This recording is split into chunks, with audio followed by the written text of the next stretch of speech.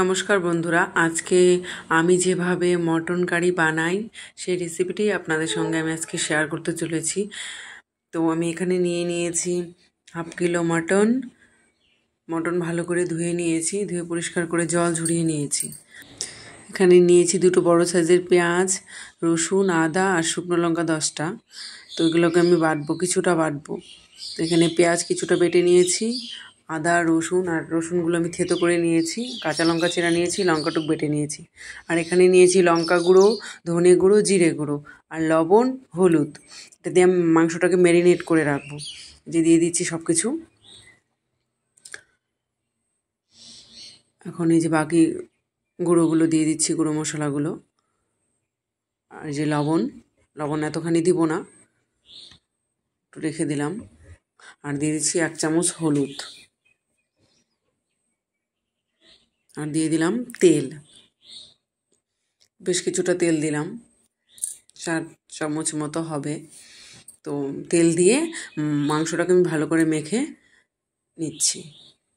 আর 2 দানা চিনি দিয়ে দিলাম, চিনি দিলে খুব টেস্টটা ভালো আসে। তো এই যে ম্যারিনেট করা হয়ে গেছে, এখন আমি এটা রেখে দেবো 1.5 ঘন্টা মতো। আর এখানে নিয়েছি আলু আর 2টো গোটা রসুন, আর ফোড়নের জন্য নিয়েছি টমেটো, পেঁয়াজ আর গোটা গরম মশলা। যে কড়াই বসিয়ে, কড়াই গরম হয়ে গেলে দিয়ে দিলাম তেল। তেল দিয়ে আলুগুলো ভেজে নিচ্ছি। অনেকে গোটা রসুন খেতে পছন্দ করে, আর আমরাও খাই, তার জন্য দিলাম। যে আলুগুলো লালচে করে ভেজে নিলাম।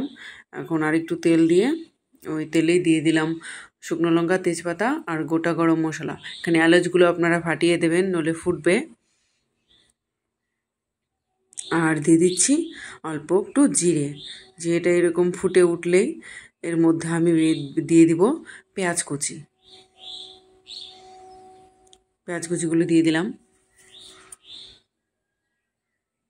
পেঁয়াজ কুচিটাকেও আমি একটু হালকা ব্রাউন করে ভাজবো।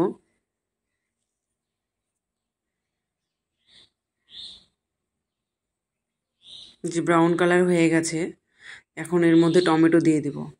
আপনারা টমেটো পিউরি ইউজ করতে পারেন, কিন্তু যেহেতু মটনটা রান্না করতে একটু সময় সাপেক্ষ, সেহেতু ওই টমেটোটা এমনিতেই নরম হয়ে গলে যাবে। এই যে টমেটোটা একটু লাল করে ভেজে নিয়েছি। এখন এই যে দেখুন কি সুন্দর হয়ে আছে মাংসটা। এই যে এটা ঢেলে দিচ্ছি। আপনারা যদি চান আরও একটু বেশি সময় ম্যারিনেট করে রাখবেন, তবুও রাখতে পারেন। যে মাংসটা দিয়ে মিশিয়ে নিচ্ছি পেঁয়াজের সাথে।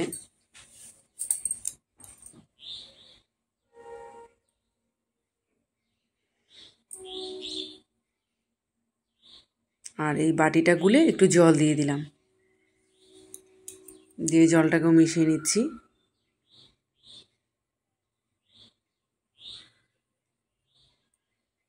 আপনারা এভাবে করে, আমি যেভাবে করছি এভাবে রান্না করে খেয়ে দেখবেন, মাংসটা খুব পঞ্চের মতো হবে, খুবই ভালো লাগে খেতে। আর জল মিশিয়ে দিয়ে কিছুক্ষণের জন্য ঢেকে দিচ্ছি। আবার ঢাকনা খুলে নেড়ে চেড়ে নেব। ঢাকনা দিব, ঢাকনা খুলে নেড়ে চেড়ে নিব কয়েকবার। আর বেশি ঢাকার দরকার নেই।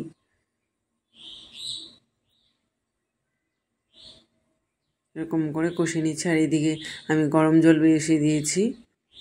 মাংস অবশ্যই গরম জল ইউজ করবেন, গরম জল ইউজ করলে মাংসের টেস্টটা খুব ভালো আসে। যে ঢাকনা খুলে আবার একটু কষিয়ে নিচ্ছি, আর ঢাকবো না।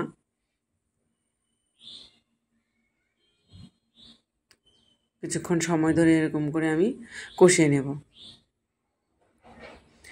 এখন এই যে গোটা রসুনগুলো দিয়ে দিলাম। বেশ করে সেদ্ধ হবে না, মাংসটাকে আরও ভালোভাবে কষাচ্ছি। জলটাও শুকিয়েছে, এসছে, অনেকটা কষেও গেছে। দেখুন কি সুন্দর, এই যে তেল ছাড়ছে মাংস থেকে। আর একটু কষিয়ে নেব তবু। এই যে লেগে লেগে যাচ্ছে, তার মানে কষানো হয়ে গেছে।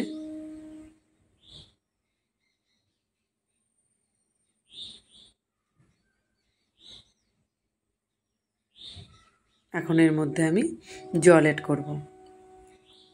দিয়ে দিচ্ছি জল, একটু বেশি করেই জলটা দিলাম, মাংসটা সেদ্ধ হবে।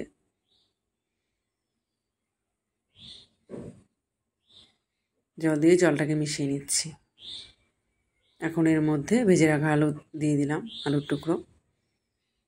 তো ওই মাংসটাকে আমি এখন প্রেশার কুকারে কনভার্ট করব। প্রেশার কুকারে দিয়ে আমি 4টা সিটি দিয়ে নেব।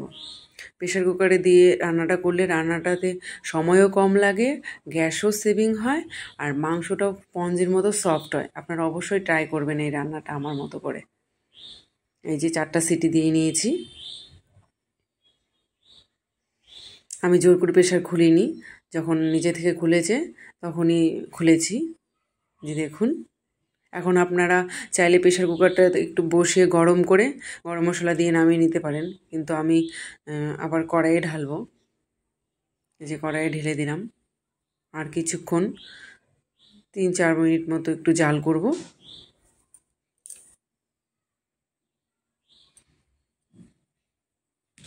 জাল করে এর মধ্যে গরম মশলা দিয়ে দিচ্ছি। গরম মশলা এরকম গুলে দিয়ে দিলাম। গরম মশলাকে যে মিশিয়ে নিচ্ছি। এখন আমি ওভেন অফ করে দিয়ে ঢেকে রাখলাম, তাহলে গরম মশলার গন্ধটা উবে যাবে না। দেখুন কি সুন্দর কালার এসেছে। গ্রেভিটাও অনেকটা গাঢ় হয়েছে, দেখতে খুব সুন্দর লাগছে। আপনারা অবশ্যই আমার মতো এভাবে রান্না করে খেয়ে দেখবেন, আশা করি খুবই ভালো লাগবে।